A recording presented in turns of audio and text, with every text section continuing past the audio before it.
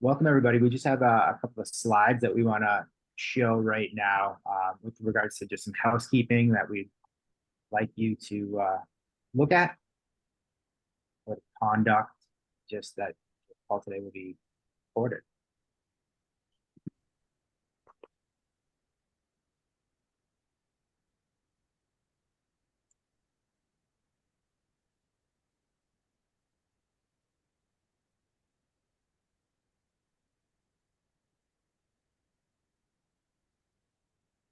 Just a couple of things that simultaneous interpretation and closed captioning will be available in English, French, and Spanish. And if you look at the bottom of your Zoom application, you'll be able to see that under the preferred language.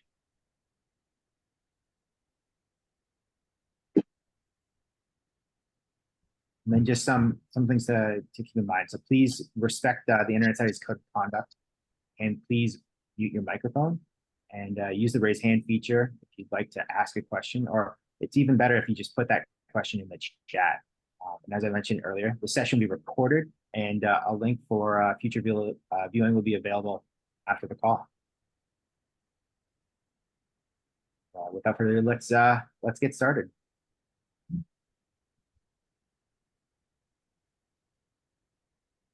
Hello and welcome everyone to our Community Day in North America, the fourth in a 5-region series where we celebrate you, Internet Society individual, chapter, and organization members, and everything you've accomplished.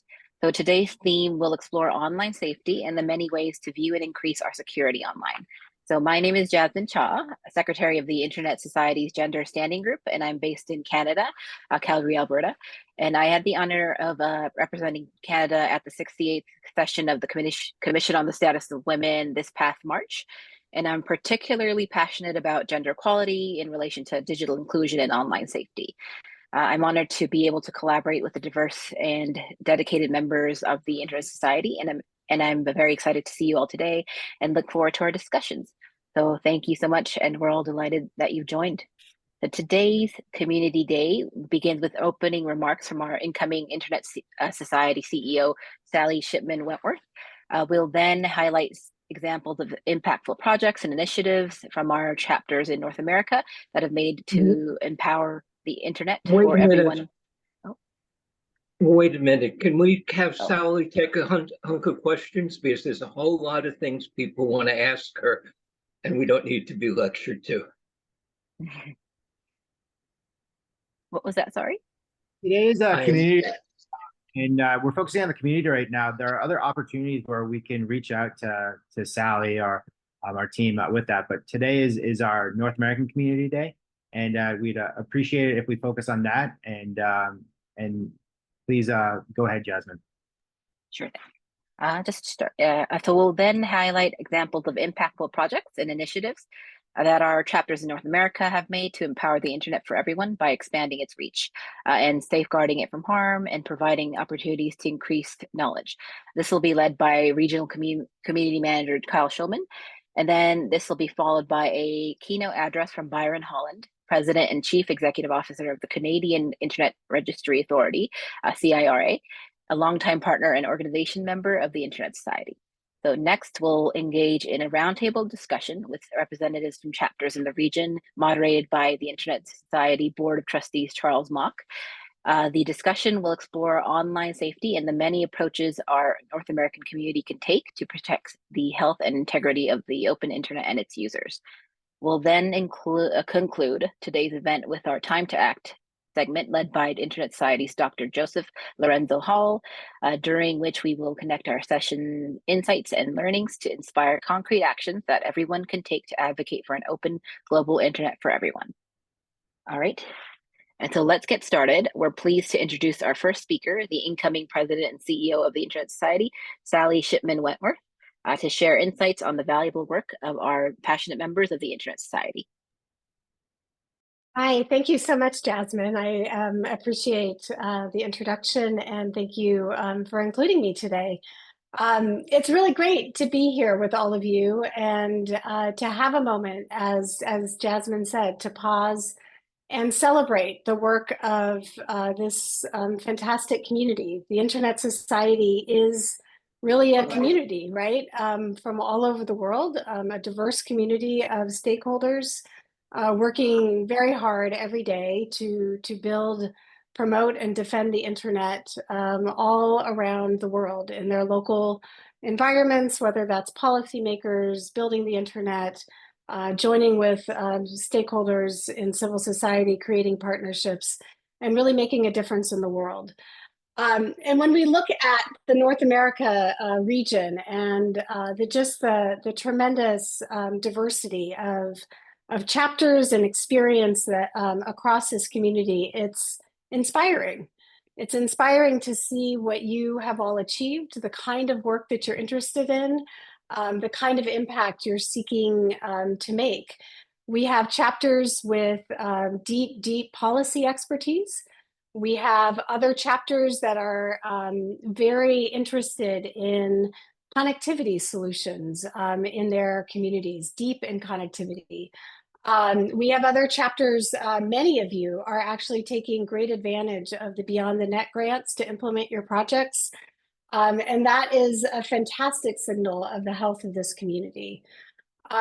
Many of you provide us insight all the time on areas of the internet that need work, areas where we have challenges, where we need to join together to defend the internet in a policy environment or in technical aspects. And there's just so much creativity and excitement. Many of you have gone through successful leadership and governance changes, which is a signal of health and maturity in your structures.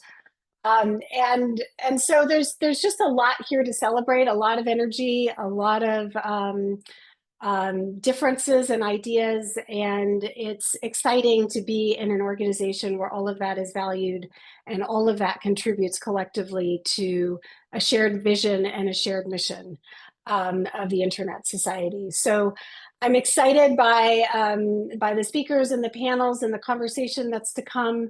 I'm honored to be stepping into the leadership role in a couple of days here, and humbled by the trust that has been placed in me in that position. So thank you for taking the time today. I'm not going to spend a lot of time lecturing all of you. In fact, I want to turn the agenda over to the community and really take this time to celebrate what you can do and translate those experiences into future action on behalf of our shared vision and mission. So once again, thank you. And Jasmine, I will hand this back over to you. Thank you so much, Sally. It was an honor to have you here with us today, and we're excited to see what's in store at the Internet Society with your leadership.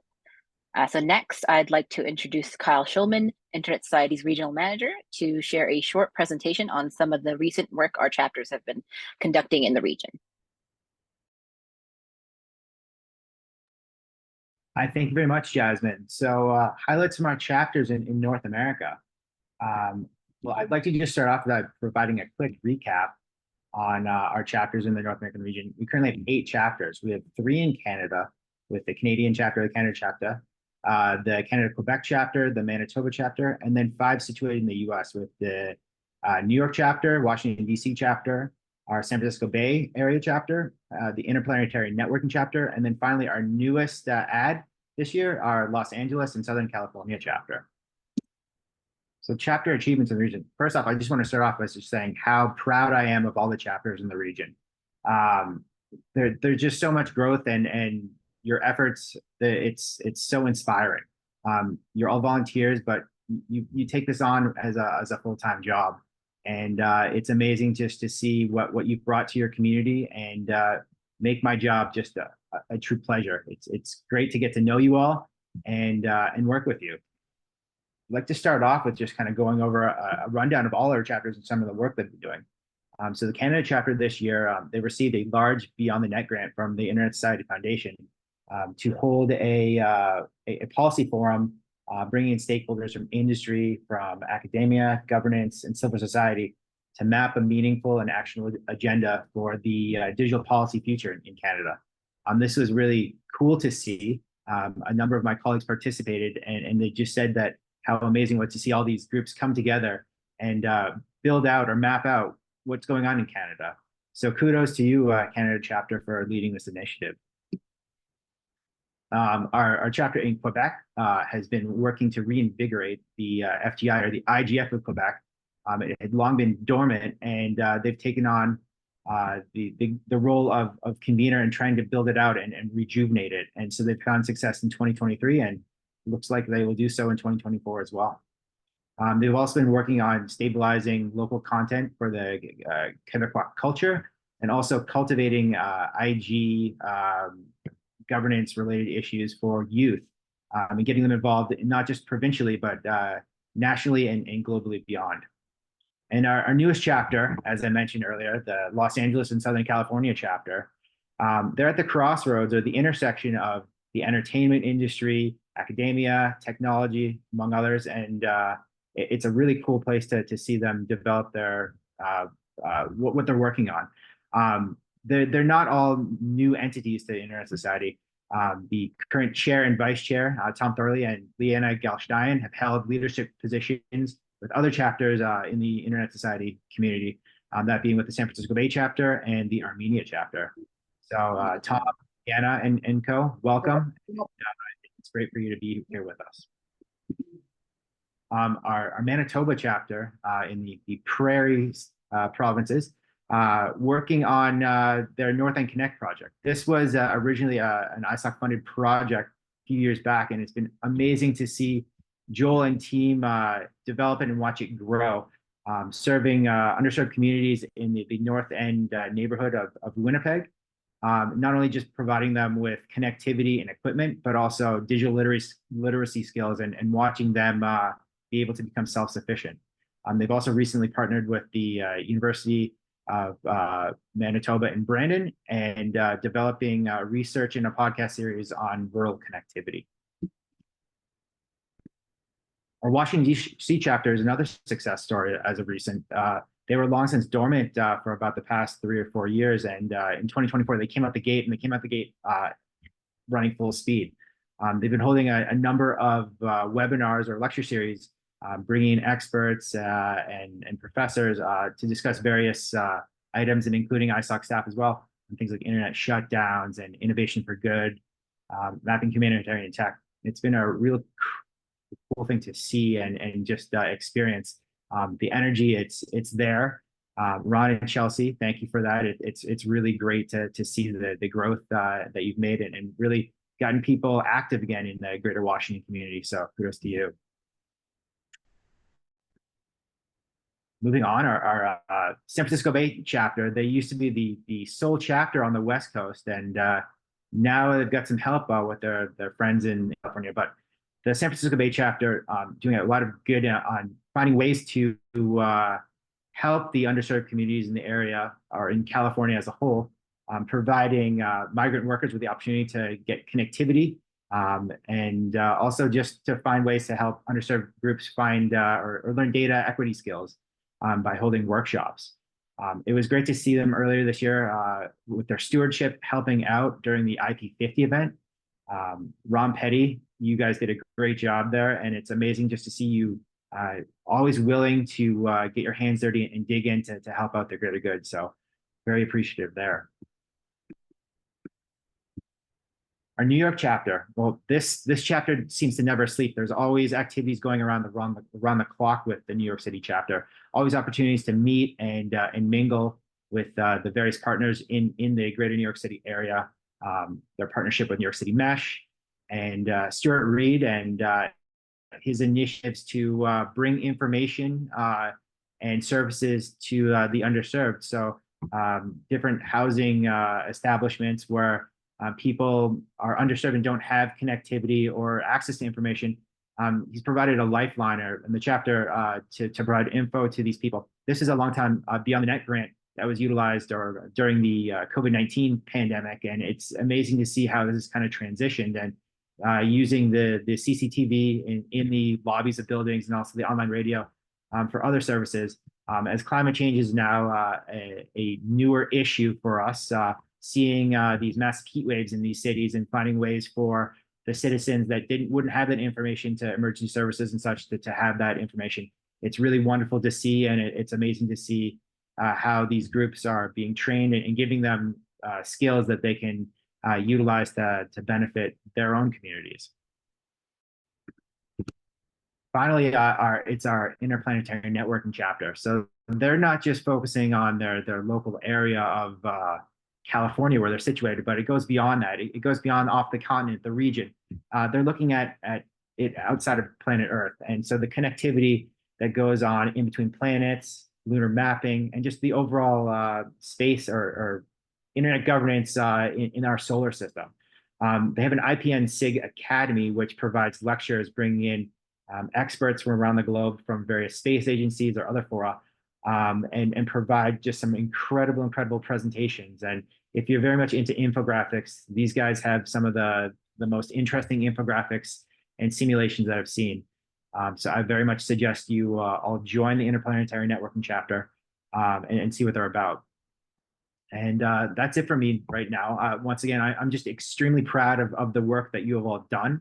And it's incredible to get on and join you with this and see what you have in store for the future.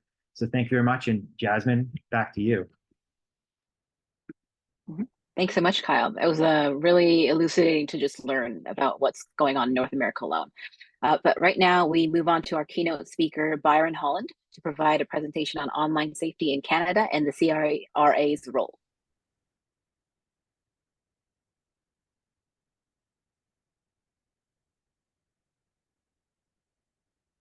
Great, thanks very much. I really appreciate the opportunity to join all the folks on this webinar and all my fellow ISOC chapter members across North America, and as I can see, well beyond North America in this group. As noted, my name is Byron Holland. I'm the president and CEO of CIRA, the Canadian Internet Registration Authority. Most people know us for operating .ca, the country code top-level domain, or CCTLD. But we do a lot of other things in addition to operating the CCTLD for Canada.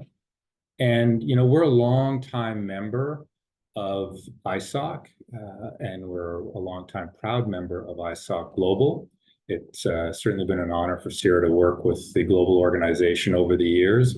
And we've also been a member and sponsor of the various local Canada chapters as well. So also enjoy being part of the Canadian landscape as well as helping where we can in the global landscape. And today I wanted to just share a little bit about what we are up to as an organization in Canada, and in particular, given the context of today's session, in and around online safety and cybersecurity, where CIRA is playing a larger and larger role certainly in the Canadian context, but also beyond. I do have a few slides that I want to share with you, and I'm hoping you can see them. Yes, all good. Great. Moving on to the next slide. You know, as I mentioned, most people know us for operating .ca, and we've been doing that since roughly 2000. Currently, we have about 3.4 million .ca domain names out in the ecosystem. And you can get a .ca domain name as long as you have some tie to Canada, whether you're a citizen, permanent resident, business, organization, educational institution, that type of thing. And we both run the registry as well as the underlying DNS that enables the .ca domain names. We also operate registry services for other registries. So the registry that we built for .ca can also house others. We provide that service to countries like Ireland and New Zealand, but also generic top-level domains as well. And we do quite a bit of work, particularly domestically in the cybersecurity space and the DNS space. and provide a range of services there. In fact, we have almost 8 million Canadians protected by our services in one way or another, either through their organizations or as individual citizens. And I'll talk a little bit about this later, but we also do something called Net Good, and that's an entire program where we give back to the Canadian internet ecosystem through direct grants, as well as other programs and policies that we're engaged in.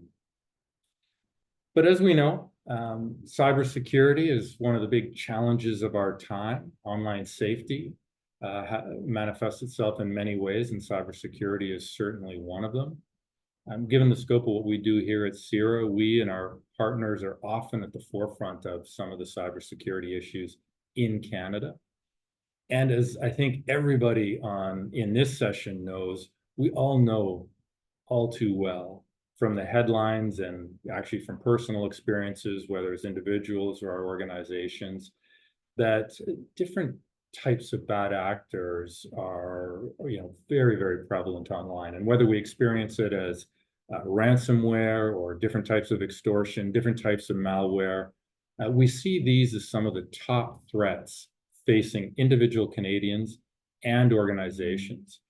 And just as one example, and unfortunately we see them practically every day in the news, but just as one example, one of the major drugstores or pharmacies, depending on what you call them, in Canada was hit earlier this year. This is a large regional organization that covers the western half of Canada. And they got compromised by ransomware, which shut this retail chain down for over a week. Now, we can all imagine how devastating that was to the organization itself. We think of the financial impact, the impact to employees, operational impacts, all of those things. Terrible for the organization. But the other thing to think about here is this is a drugstore, one of the largest in Canada. And it shut down all our operations, including their ability to fulfill prescriptions. Now, can you imagine, of all the people and all the different issues that individuals have from a healthcare perspective, all of a sudden, one of their primary caregiving organizations has simply been turned off. They were unable to fill their prescriptions. That is just one of the impacts, a very, very serious one that was felt by literally millions of Canadians as a result of ransomware or bad activity on the internet. Unfortunately, the scale of this kind of cybersecurity challenge, fraud, otherwise, is just continuing to grow. In the first half of this year alone, we've seen over $250 million worth of fraud and ransomware activity just in Canada, right? Just in Canada, just in the first half of the year, $250 million worth of ransomware. And can you imagine when we extrapolate that across the world? But certainly here in Canada, it continues to be a very, very significant issue.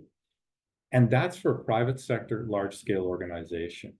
One of the things that we see in Canada that's of significant concern is often many of the public institutions, be they universities, hospitals, which are public institutions in Canada, often squeezed from a financial perspective. And unfortunately, cybersecurity often falls to, low on the list of priorities. And those kinds of organizations, be it hospitals, other healthcare, schools, municipalities, city governments, often are woefully underprotected and subject to these kinds of bad actors. How can CIRA help out? How does CIRA help out?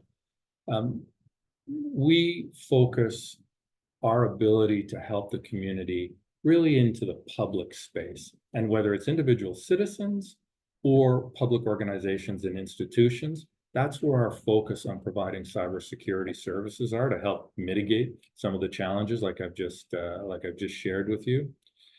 We do it in a couple of different ways, or a few different ways. We provide DNS firewall services. So of course, DNS is near and dear to our heart, and we have the benefit of a lot of DNS expertise in our organization. And we share that through a DNS firewall service, where we have over 500 organizations in Canada protected by our services, including 95% of the post-secondary education institutions in Canada. So that's essentially almost all the universities and colleges in Canada are protected by our services, but also municipalities, hospitals, and many more. In fact, we have almost 4 million individual users protected within their organizations by CIRA's DNS firewall. In addition, we provide a free service to any Canadian that is based on that, what I'm going to call industrial grade DNS firewall. We provide a free service called Canadian Shield to any Canadian citizen. It's free, download it, at the Play Store or the App Store. And we have almost 4 million individual Canadians protected by that service as well. Additionally, we provide top-level domain Anycast services. So this is something that often folks don't know, but about a third of the world's top-level domains use CIRA's infrastructure for their Anycast services, including, in fact, .org, near and dear to ISOC's heart, would be one of those top-level domains that we provide that infrastructure and those resiliency services for. In fact, we resolve almost 60 billion queries a day in supporting those organizations around the world. Again, back here at home, we also do a lot of work in training, cybersecurity training, because at the end of the day, as I think probably most people on this webinar know, we can have all the technology in the world, all the hardware, all of the systems, but usually the breaches are us. It's us, the people, at the end of the day, that unfortunately are responsible for more of the breaches in organizations than the technology itself. So with that in mind, we try to provide training and awareness services to a large number of customers as well as individuals. In fact, we serve over 400 large organizations with cyber awareness and training materials and technologies. Just to give you an example of what we see just in the Canadian internet with the services that I've just talked about. Over the last month, so July 22nd to August 22nd, with the services that we provide, we've done almost 32 million malware blocks across those services, 16.5 million phishing blocks, and almost 13 million botnet blocks. So when you think about that, over 30 days, that's roughly 60 million blocks of various malicious programs, ransomware, malware. That's a pretty remarkable story for CIRA. And that certainly speaks to how we, to a great degree, give back to the Canadian landscape and to the Canadian internet ecosystem.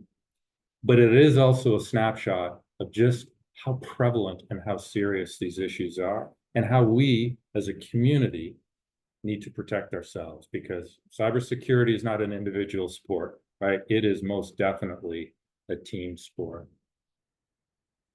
I mentioned a moment ago about our Net Good program, and that is another way that we continue to help build a more secure online environment in Canada. And the Net Good program for CIRA, it's broader than just online safety, but online safety is a really key component of it.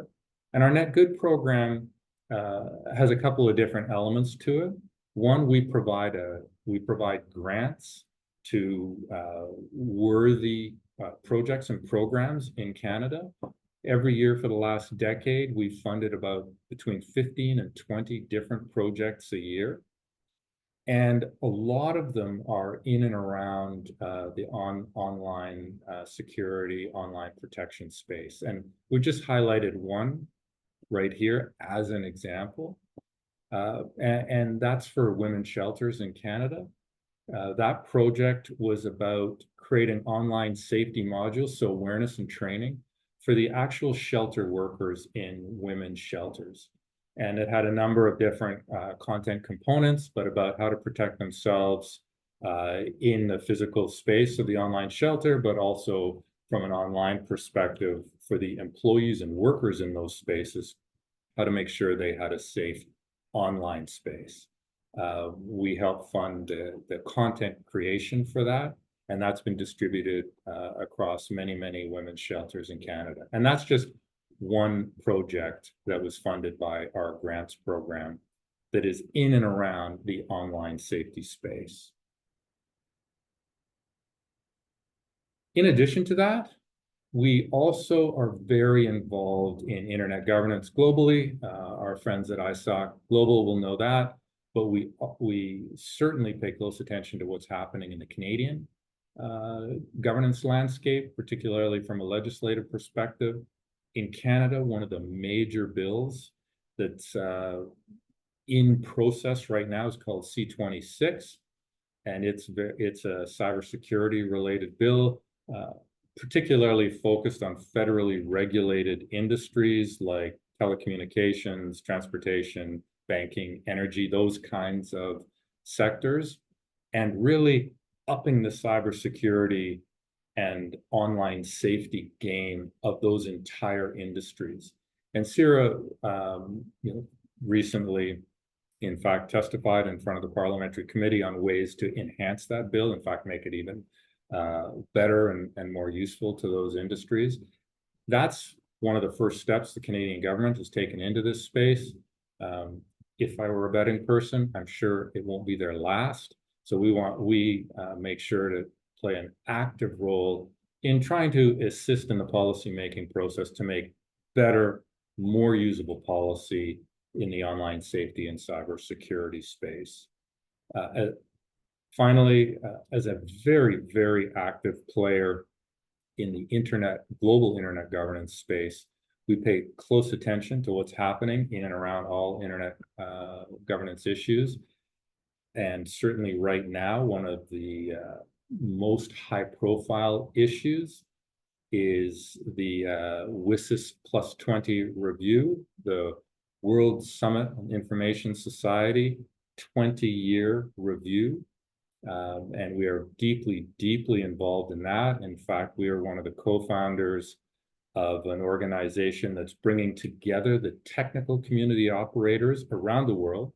Of course, it starts with many CCTLDs or country code top-level domain operators, but extends beyond that to GTLD operators, registrars, and others who are actually at the heart of operating critical internet infrastructure. So we play an active role in that. We're submitting our inputs to those processes, often at the UN, but in other places as well, to make sure that we continue to have a freely accessible, open standards-based, multi-stakeholder internet, something that I think is near and dear to the hearts of most folks, if not all folks, on this webinar. So I just wanted to share a little bit about CIRA and what we're doing in one part of the North American internet to help build a safer online experience for all our citizens and for the organizations in Canada. And with that, just want to say thank you, and back over to you, ISOC Global. And let me just a shout out for Sally, really looking forward to working with you. Congratulations on the new gig, soon to be gig, much deserved, and looking forward to having you as a community member here.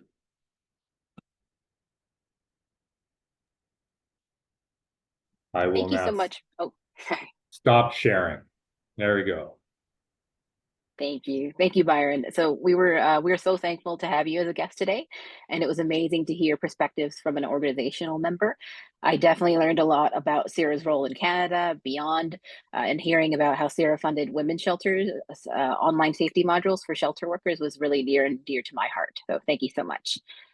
So now we will move on to our roundtable discussion segment, moderated by the Internet Society Board of Trustee Charles Mock. Our theme is how we advocate for online safety best practices in ways that support and include the internet and still empower each user. So our panelists include Brent Arnold from Internet Society Canada, Joel Templeton from Internet Society Manitoba, Ron De Silva, Internet Society DC, Ron Petty, Internet Society San Francisco Bay, Tom Thorley, Internet Society LA SoCal, Keith Scott, Interplanetary Networking Chapter, and Stuart Reed of the NYC Chapter. So Charles, over to you.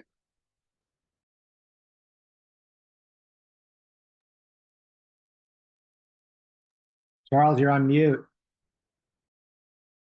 Yes, hi, I'm Charles Mock, and welcome to our community panel today.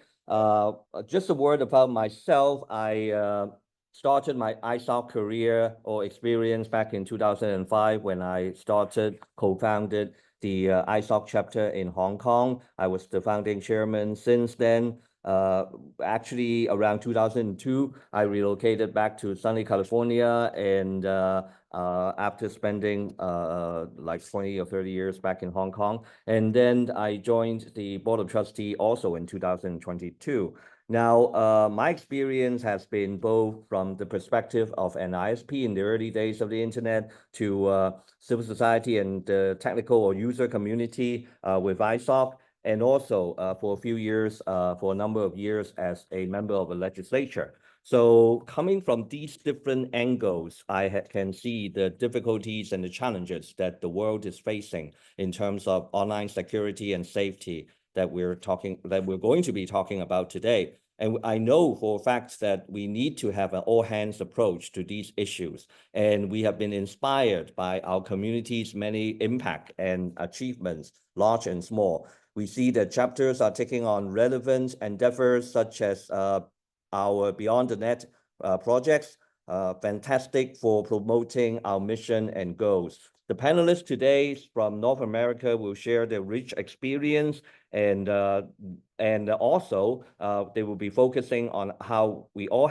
can and need to support online safety initiatives, mitigating everyday threats and abuses through beneficial policies and opportunities to combat online harm. Now, in today's panel, I will first, first of all, we're going to have 40 minutes or so. I need to catch up a little bit on time. Also, we have 5 minutes or so for each one of our panelists that Jasmine has introduced, for them to answer a first round of questions. If any of you have questions, please put it in the Q&A.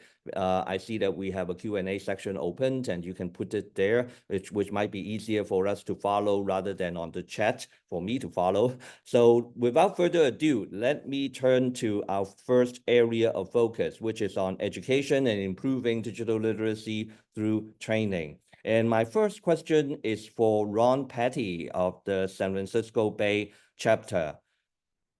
Ron, in our in nature, we want to be safe. Online, we often let our guard down because we're not immediately or physically impacted, or we don't know how to tell. For example, things such as phishing. How can your chapter help someone become aware of these online threats? All right. Good morning, everyone. Thank you, Charles. Can you hear me? Yep. All right. Hello, everyone. I'll show the problem. Hopefully, you can see it. Oh no! Come on, green screen. Don't do me there.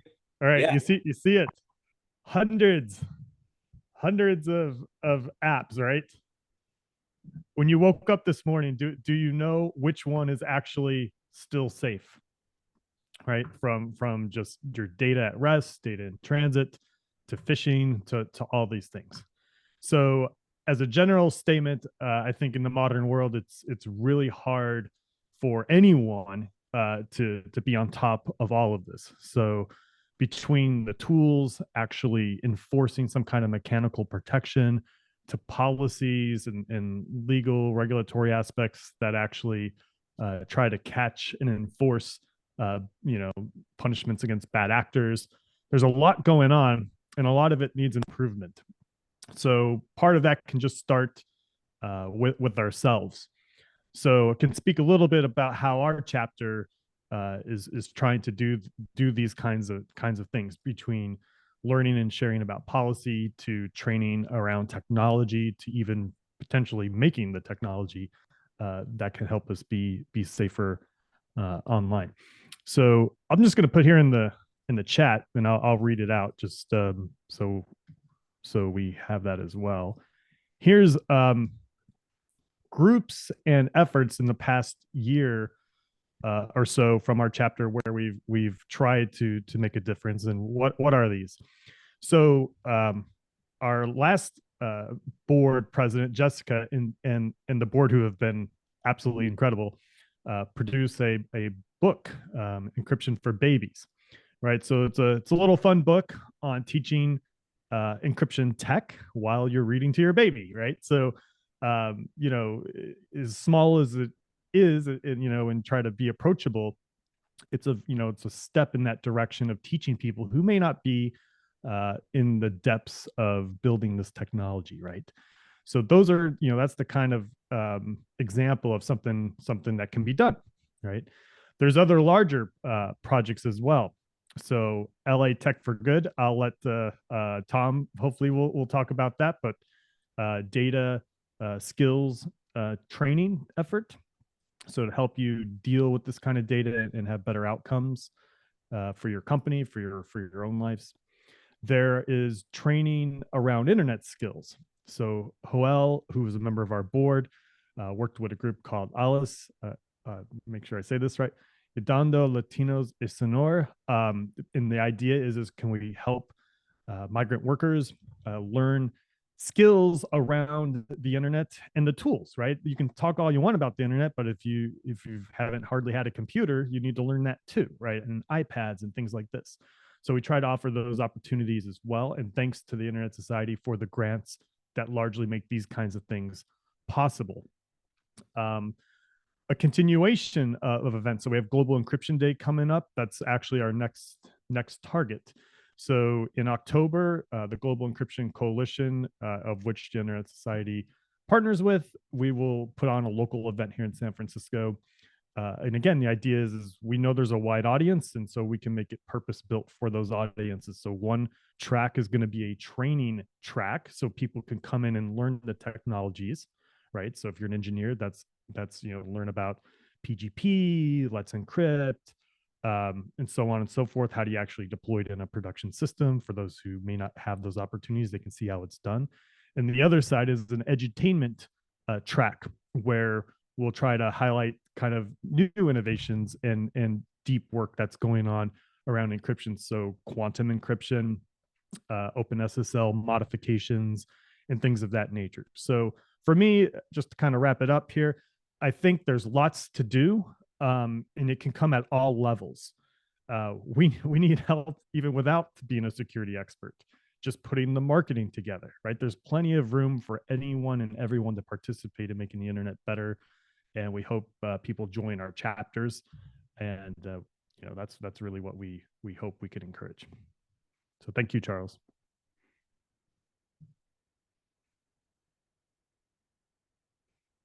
You may be on mute. Again, I should.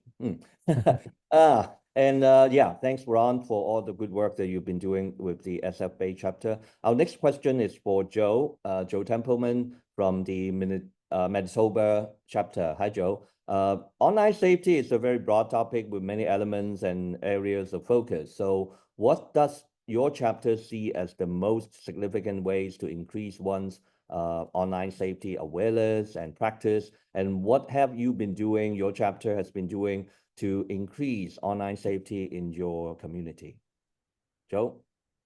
Excellent. Thank you, Charles. Hello, everyone, and thank you all for coming. I just want to highlight kind of two things. We have two major projects that we're doing right now. One of them is a research project with Brandon University looking at rural connectivity. And I have a couple of things that we've gleaned from that I'll share. And we also have an urban inner city community network that we're working on building. And through that, we have a few things as well. cybersecurity is a very large and very complex problem. It's an issue. It's hard to understand, even for those people who are experts in it. So what I wanted to do is kind of, really bring it down right to the user level. What we found with the rural connectivity, we've been talking about this for a long time, trying to bring adequate access, affordable access to rural communities, to keep them connected, to bridge that digital divide and bring them all of the things that we take for granted often in urban centers. What was a little bit shocking from some of the research findings that we're hearing is that they're not utilizing it for some amazing new age artificial intelligence data center something. What we're finding is that people are saying, I'm just doing normal stuff. I just don't have to worry about getting access to it. I don't have to kick my kids, off their computer to check my email. They're doing regular kind of things. So I think that it's important to bring it down to kind of the humanistic point of view, to the individuals, and see that most people aren't, at the cutting edge of technology. They just want to check their emails and not have to go to the library to do so. So I think we want to keep that human face on it. In the urban center project that we're learning as we're working, we have digital skills classes that are going on. We have a Tech Tuesday, kind of a drop-in center where we have a number of people in the community. You bring your device, you bring your problem, and people kind of assist you through it. And a lot of that is cybersecurity related. People are worried about things. They hear things in the news. That's all simple things. But they're confused, and they're rightfully a little bit scared of it. And it's the same idea of driving the car for the first time. You don't just throw a new learner that's never driven a car before into the car and then take it out on the highway, right? You need to kind of understand where they're at, what their level is.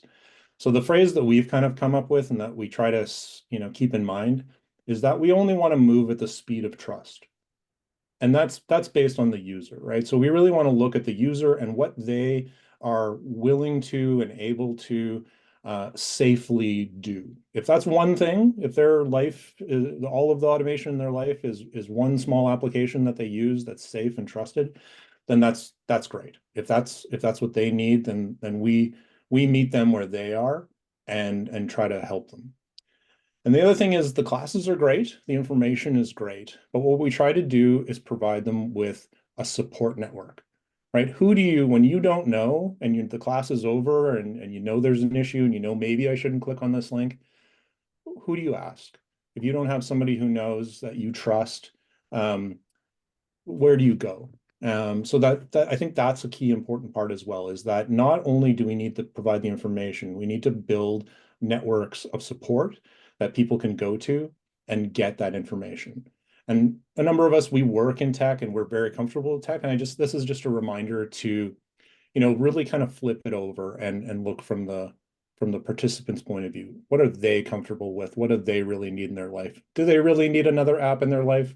Ask those questions and really situate yourself in their shoes and help them safely move forward.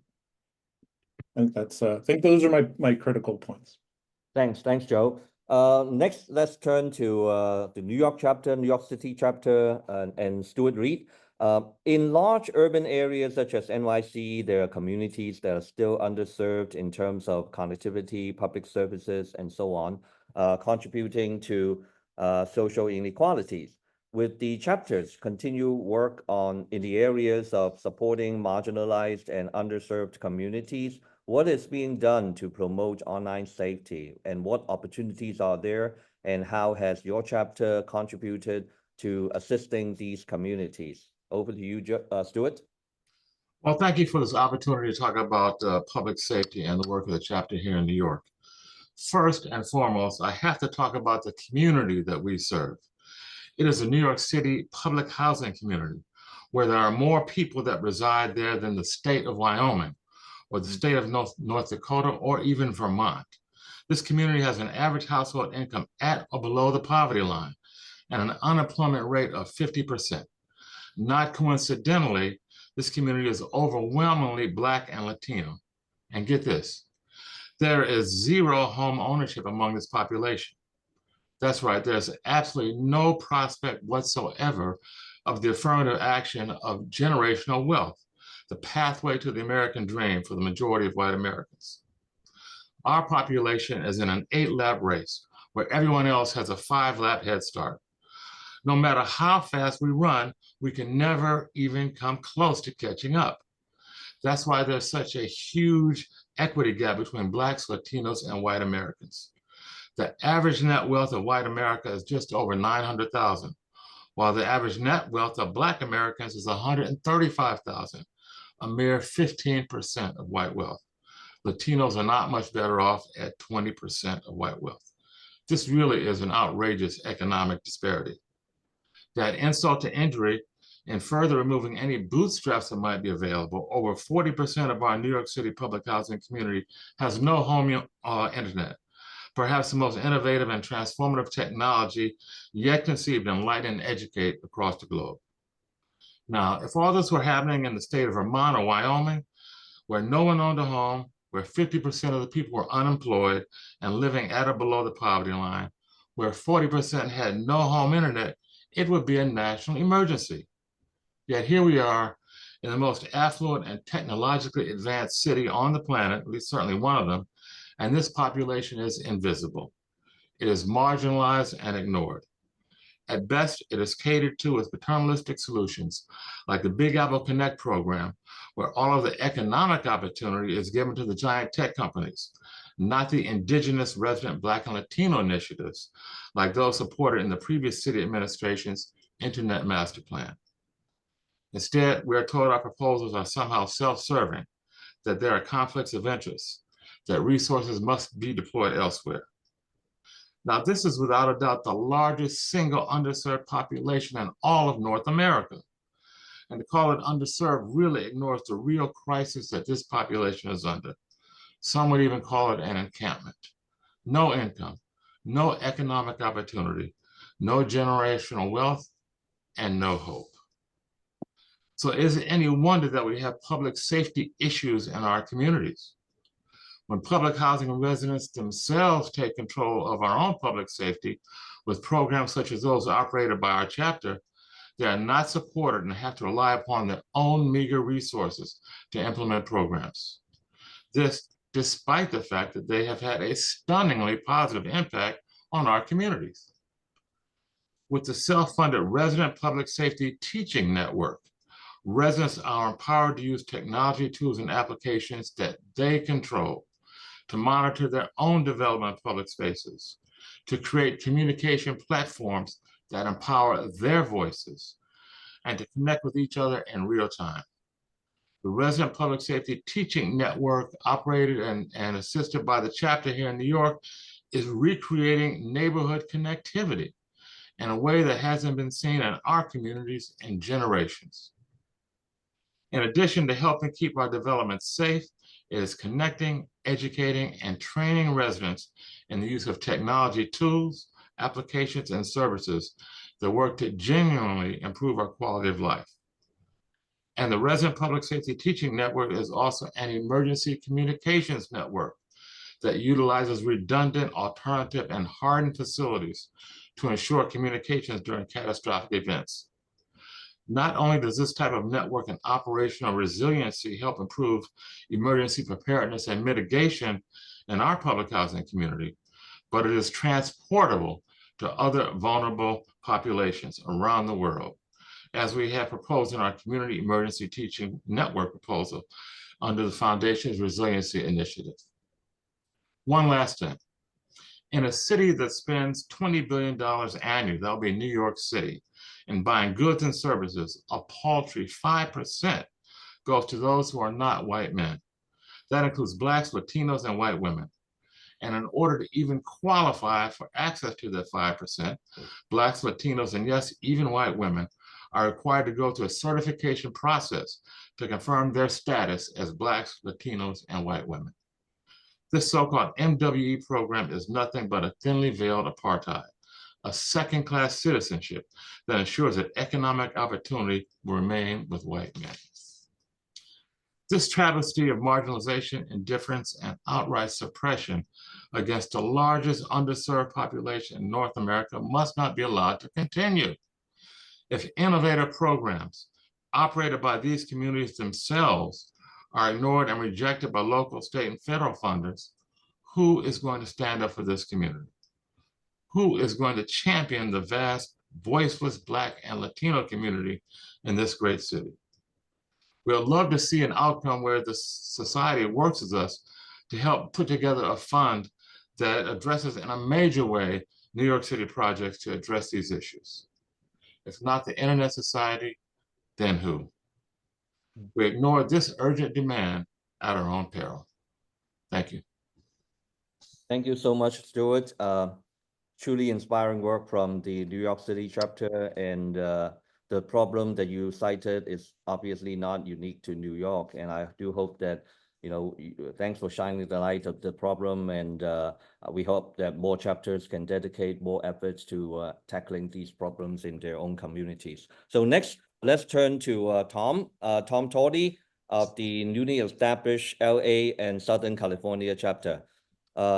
To Tom, how do we advocate for online safety best practice in ways that supports and strengthen the internet, as well as the fundamental and universal human rights, such as the right to life, liberty, and security of a person, right to freedom of expression, and right to freedom of assembly, and so on? So over to you, Tom. Thank you, Charles. And first, before I start, I'd like to just echo Stuart's remarks. In LA, there are very similar communities to New York, and although we are just getting established as a chapter, but this is one of the areas that we really want to work on significantly in the coming years as we try to make an impact here in Los Angeles, particularly for those communities. So thank you, Stuart, for all the work that you're doing, and I really hope we can learn from you and all the work that you've been doing over the last several years as we build out our chapter. I thought it'd just be useful for me to preface my answer by introducing myself a little bit, since many folks on this call don't know me. I'm Tom Thorley. I'm the vice chair of the San Francisco Bay Area chapter, and I'm now the chair of the Los Angeles chapter as we just start up over here. But I have a long career, and my day job has been in online safety for about 20 years. First for the UK government, where I worked in intelligence on a whole manner of different issues, from cybersecurity, child sexual abuse, counterterrorism, you name it. I've probably worked on it when it comes to the broad scope of online harms. Then I moved to the Global Internet Forum to Counterterrorism, which is a non-profit that helps tech companies prevent terrorism and violent extremism and collaborate. And there I built the networks, the systems, and the processes for them to exchange data about terrorism that they're seeing on their platforms, to try and coordinate responses to it. And now I am the director of safety and integrity at GitHub, and I'm charged with maintaining the safety of GitHub and of GitHub's users, and safeguarding the platform from threats to safety, fraud, abuse, and the full range of different harms that we can experience. There is a lot to say on this, and I know we're very short on time, so I will try and summarize it to say that online harms is such a broad area, and there's so much complexity to it. But really, we are talking about functionality that is carried out in the tech sector, largely by teams that are referred to as trust and safety teams. So what is trust and safety? This is a word that is increasingly used, but often misunderstood and not well articulated. So I use the definition that the Trust and Safety Professionals Association uses, which I'm a member of. And it is that trust and safety is the field and practices employed by digital services to manage content and conduct related to risks to users and others, mitigate online or other forms of technology-facilitated abuse, advocate for user rights, and protect brand safety. There's a lot of different parts to it, but I would suggest to you that this work of trust and safety is critical in maintaining an open and trustworthy internet and in strengthening the internet as a whole. As we've kind of already discussed, there's lots of fraud, scams, cybersecurity issues that can happen online. People can also be harassed, targeted with hate speech, and that all of that impact typically impacts more vulnerable groups disproportionately and leads to people becoming excluded and marginalized, limiting their ability to engage with the internet. So while trust and safety is really important, it also needs to be done very responsibly. And at the end of the day, we're making judgments on people's behavior and making ethical judgments about whether that behavior is appropriate in a specific online space. In addition to those ethical judgments, we're also making very nuanced policy decisions, and the data needed to make those decisions can be extremely intrusive. So that can draw negative criticisms on and have negative impacts on people's fundamental and universal human rights to, for example, express have their freedom of expression, or to their right to privacy. I try and think of this as an optimization problem, right? But there are lots of rights that folks have. There are lots of those rights are all interconnected. And if you are trying to optimize your system to maximize freedom of expression, you're often going to have impacts in other parts of the field on the right to life, liberty, and the security of person, or other rights. And so we're trying to make sure that these rights are all kept in balance, that that any trade-offs are really done in a conscious, thoughtful, nuanced way. And that is extremely hard and challenging work to be doing, and very complex work. Further to that, we're also seeing, as Byron mentioned, this kind of merger of the online and offline spaces. So impacts offline or actions online lead to impacts offline, and vice versa.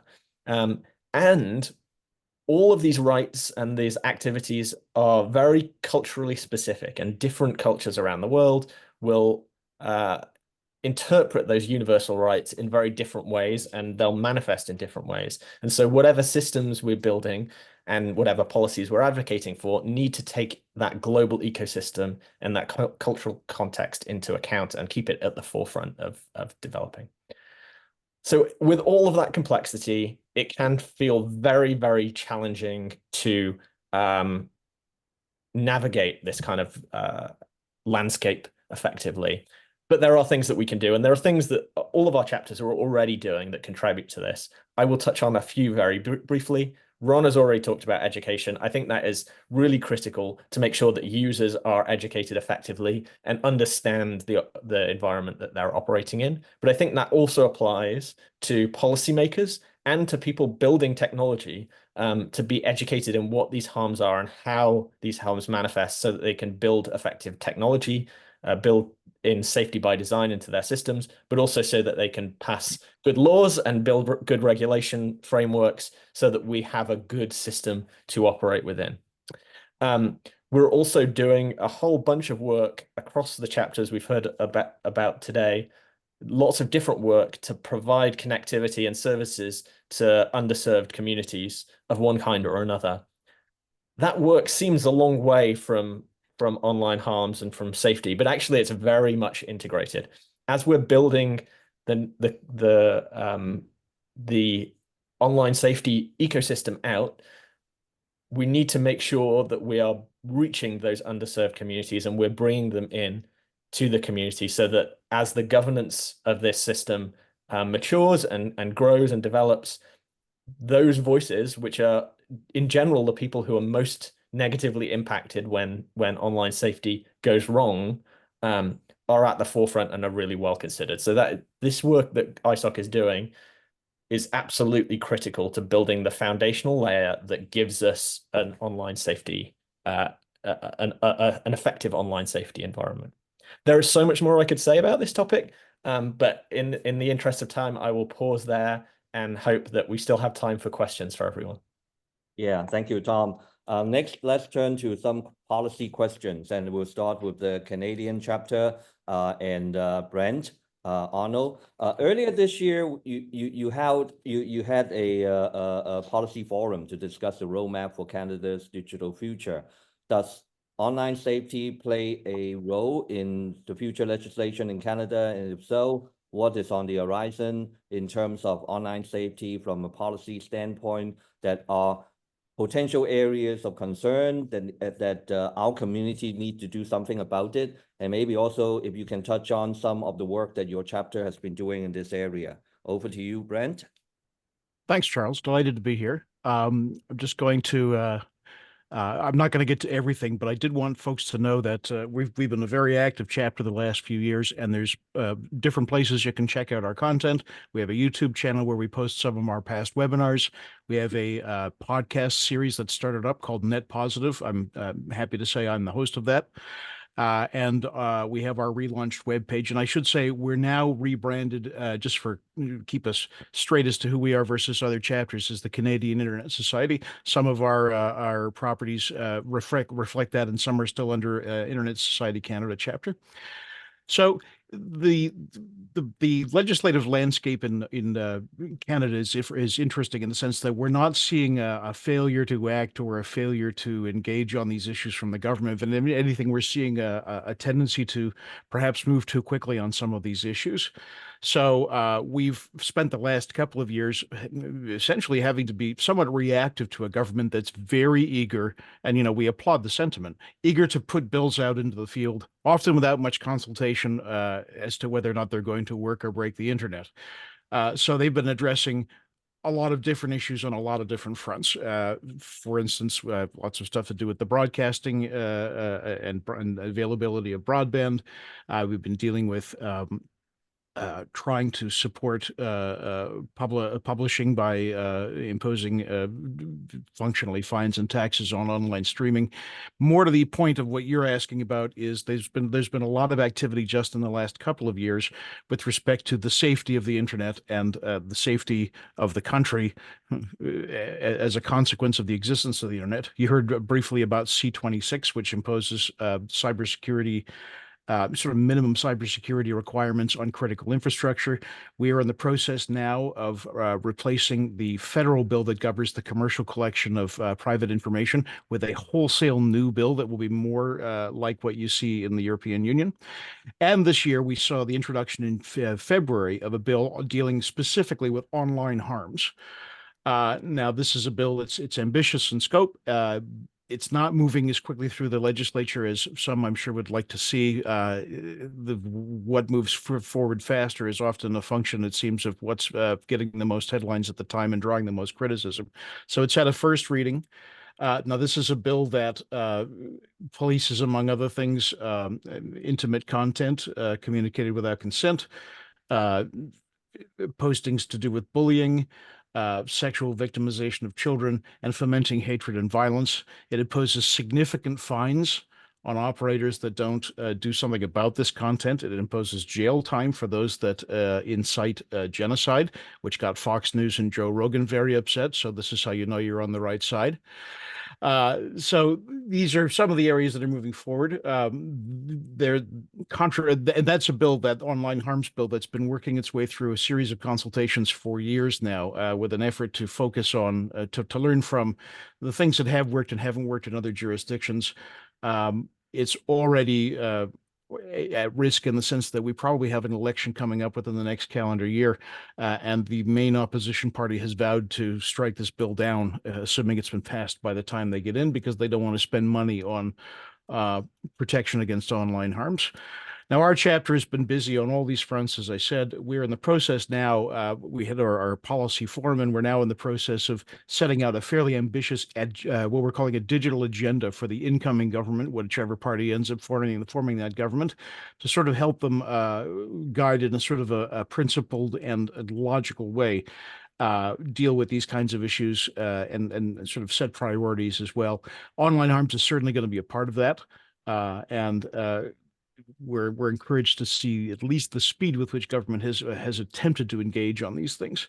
So there's more to come on all that. And as I'd posted to the chat there, you can follow our activities. And for those that are in Canada and interested in joining, we're delighted to have you aboard, and always, as always, delighted to work with our fellow chapters, because we're all fighting the same battles here, it seems. So it's great to be here among you. Thank you. Thank you, Brent. Good point, great point that you mentioned about the overly eager legislature and so on. I wonder what our next speaker, Ron from the Ron De Silva from the DC chapter has to say about it.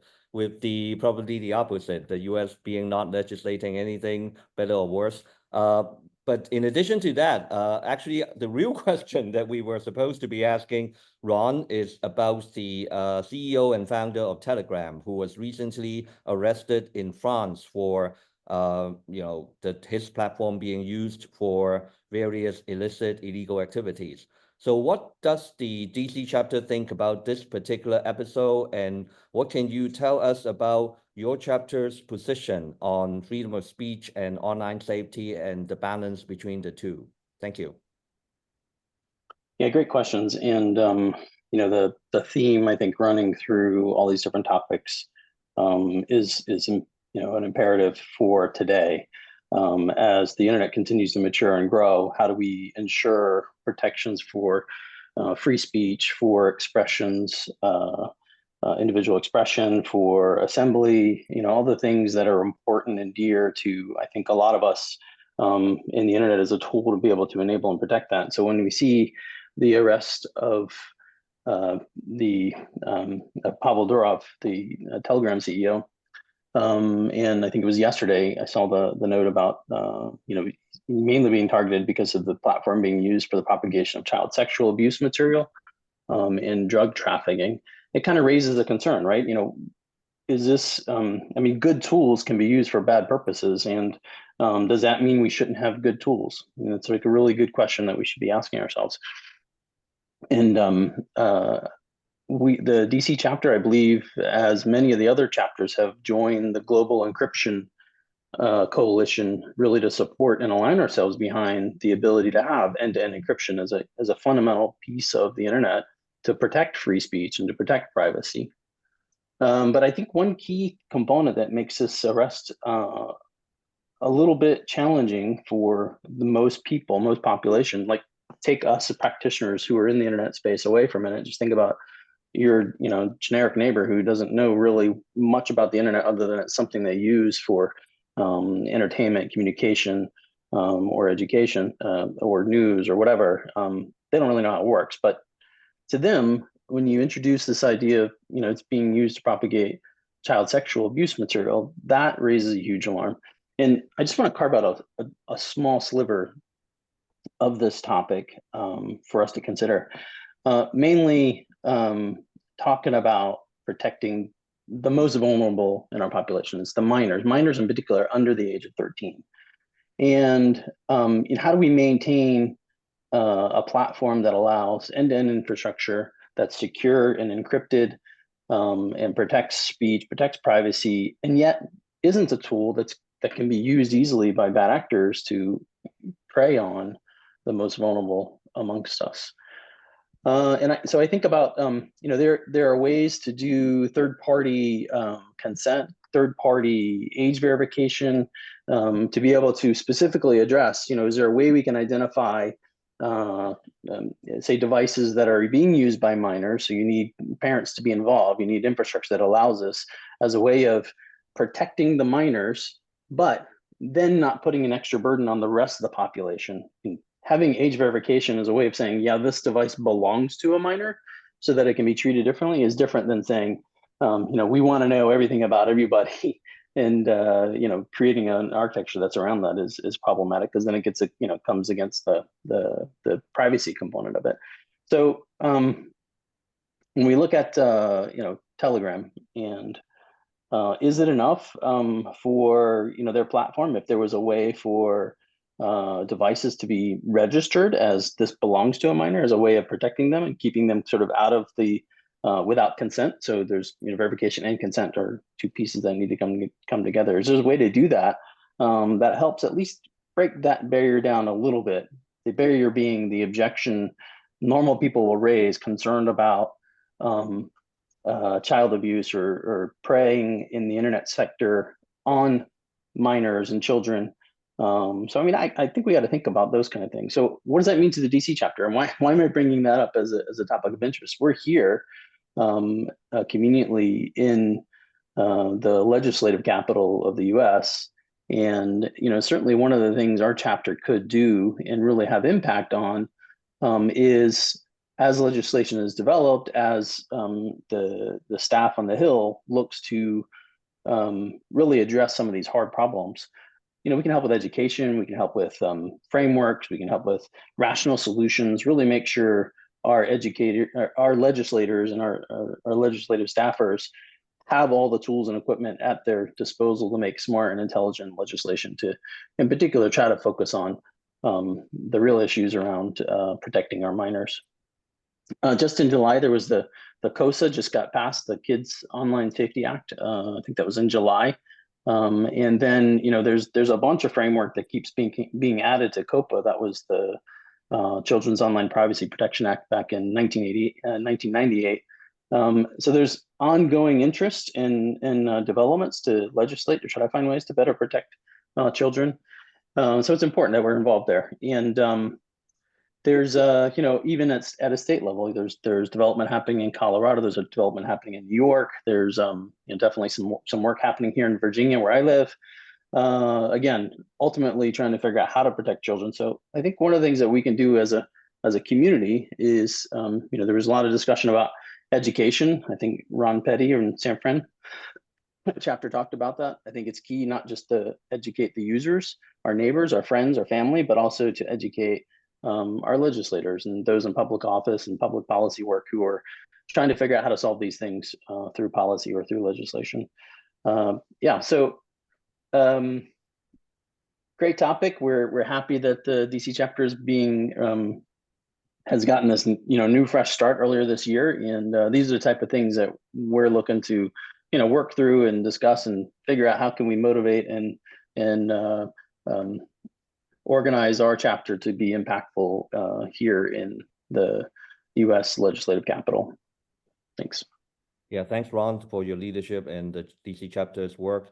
But in light of our time, we need to move on. And the last question that I have for our chapter leader from the Interplanetary Networking chapter is about emerging technologies. As we are developing interplanetary connectivity, Keith Scott from the Interplanetary Networking chapter, how do you see trust and online safety play a role in the internet beyond the Earth and out, literally out of this world? Over to you, Keith. Okay. Hey, thank you. So the Interplanetary chapter's got maybe a slightly different take on things than the other chapters, because we're working with communications in an arena where the standard IP suite just doesn't perform well enough to manage those communications. There are, as an example, if you look at truly interplanetary communications and the contact periods of when you can send information from one place to another, there are some times when the communications window itself is smaller than a round trip. So you can effectively put all of the information that you're going to put on the wire onto an RF or optical channel, launch it towards another planet, and by the time that the first bit gets to the destination, your contact period is already closed, and you're going to have to wait for some other connectivity for a return path to get data back to you. So sort of in sort of time-honored tradition, right? We're layering additional protocols on top of the ones that already exist. So there is a suite of protocols being developed by both an organization called the Consultative Community for Space Data Systems, which is sort of the space agencies consortium equivalent to the IETF, and also within the IETF itself, looking at a suite of protocols for doing to provide the same kinds of functionality that we get on Earth out of the Internet Suite. So, a networking protocol, which is called bundle protocol. There are mechanisms for running that bundle protocol over the Internet Suite, where you've got an Internet Suite available to you, which is like everybody who's doing testing on Earth. And also a security protocol and a notion of security contexts, which are sort of the policies and the rules around how you would do security. So what we're looking to do with the security protocols is similar to, but a little bit different than IPsec, in that you can protect various bits or various sort of chunks of the information that you're sending. We have the notion of multiple entities being able to add security operations to data as it's in transit. So like some of the examples of some of the weird things that the space community is worried about is looking at things like how do I manage to do authenticate traffic that is going to go over a high value link. If you look at the links that go off of Earth, they run into the multiple thousands or tens of thousands of dollars per hour. And so a security mechanism that simply throws away bad data at the destination, the data's already done its harm. So we're looking at mechanisms where we can verify and authenticate traffic within the network as it moves through the network. We need to do accounting on that traffic. The space agencies are really concerned about, they want to be able to go back and track data as it has moved through the network in the past. Did this get to a ground station? Did it get emitted from the ground station? Where did it go? Where is it now? And if something goes wrong, where did it go wrong?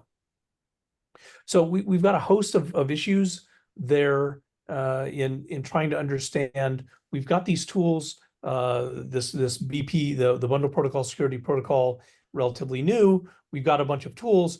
How do we use those in the right way?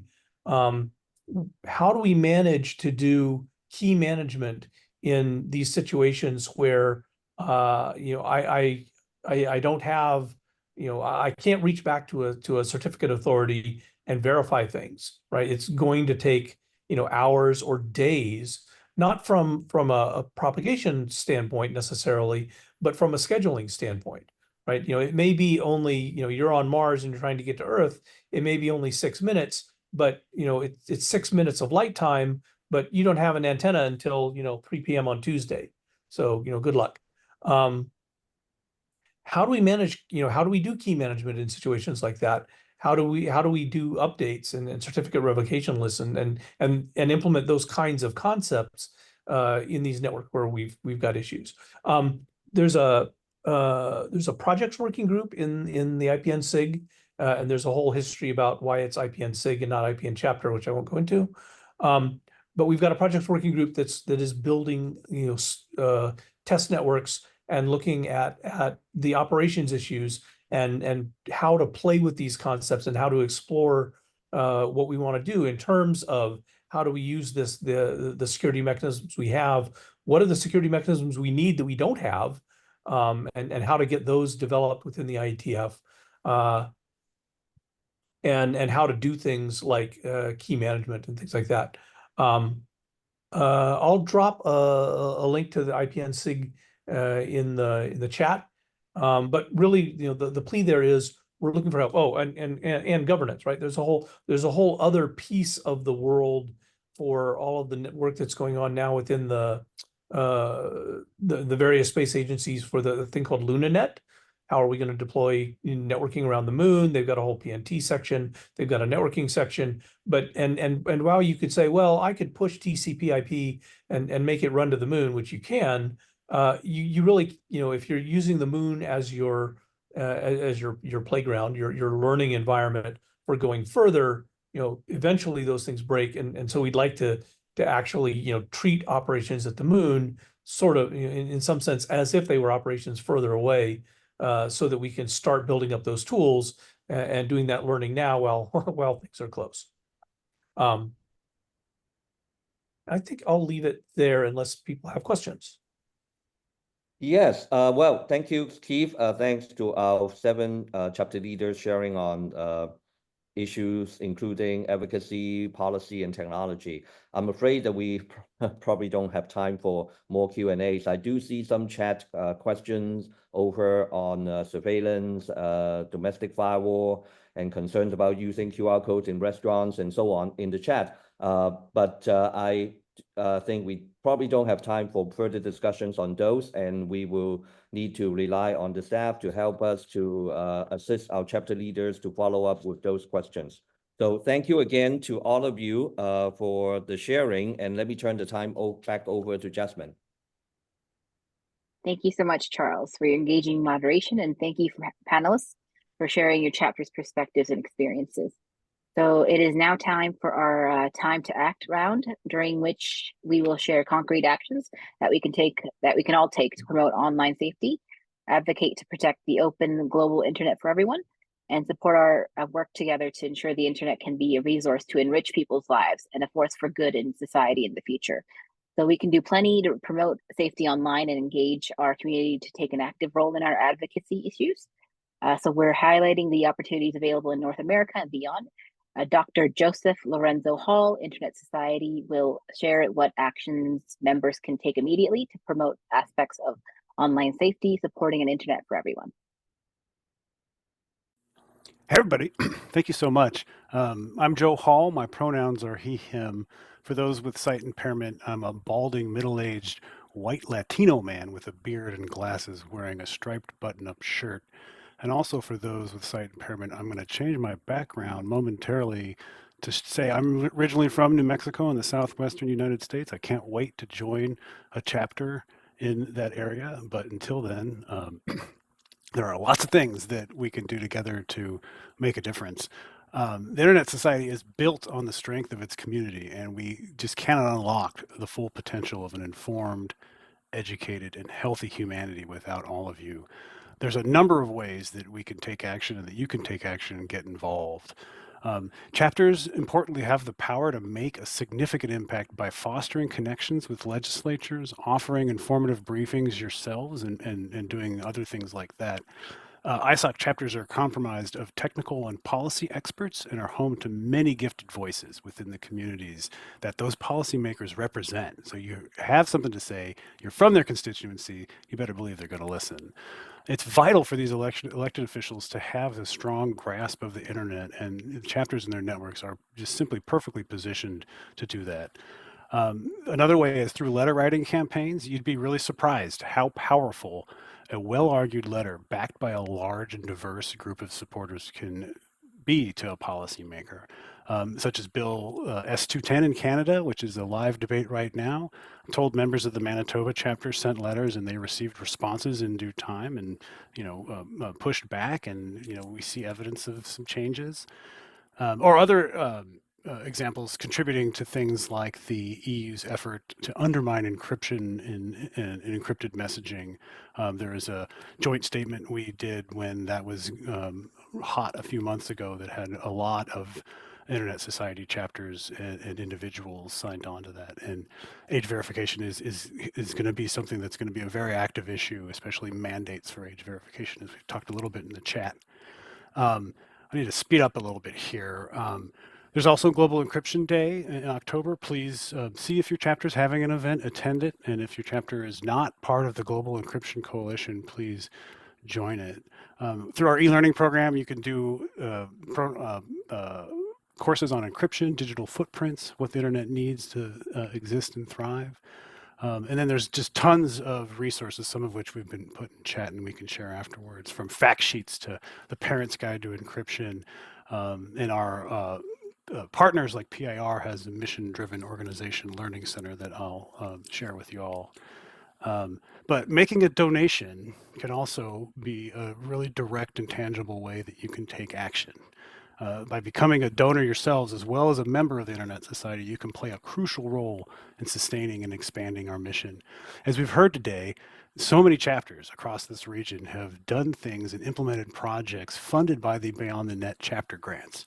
That program is not just a financial resource, but a real vital cornerstone of our community's ability to drive meaningful change. The Canada chapter example with their large Beyond the Net grant shared earlier is just a perfect example. Worldwide, in 2023, over 50 grants were awarded across 32 countries. It's nearly $700,000, and a series of new Beyond the Net projects have recently been approved. And Beyond the Net is expanding further to better meet the needs of all the chapters in all regions. Beginning today, we are launching a special donation appeal to support this. 100% of funds that we raise in this campaign will be directed to grow Beyond the Net funding even larger. When you become an Internet Society donor yourself, every dollar you donate towards the target, we have to have a target of $40,000 to start off with, will support both the Internet Society and our chapter community in enabling all these kinds of projects that we've been talking about today. This is a collective opportunity for us to invest in the future of our community, ensuring that impactful projects like those we've discussed today continue to thrive and grow. We appreciate any gift that might be meaningful to you. A QR code is on your screen now, and we will also email this link after this event. Sorry for going a little bit long, but thank you very much.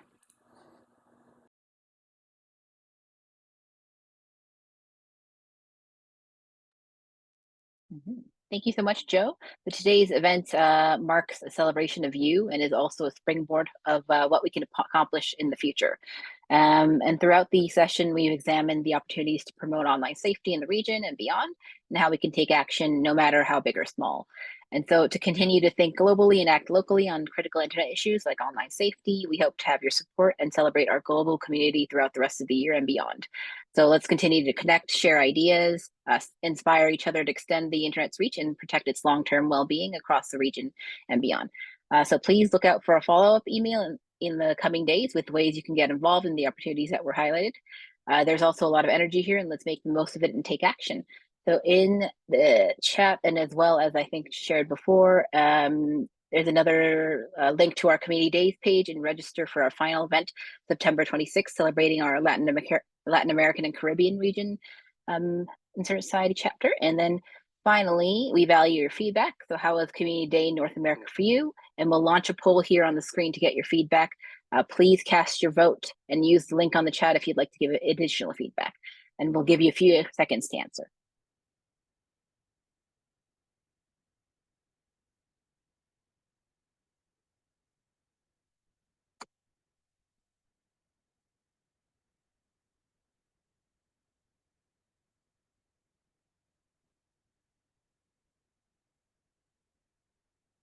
Perfect. So we thank you again for attending and are excited to see you at our next event.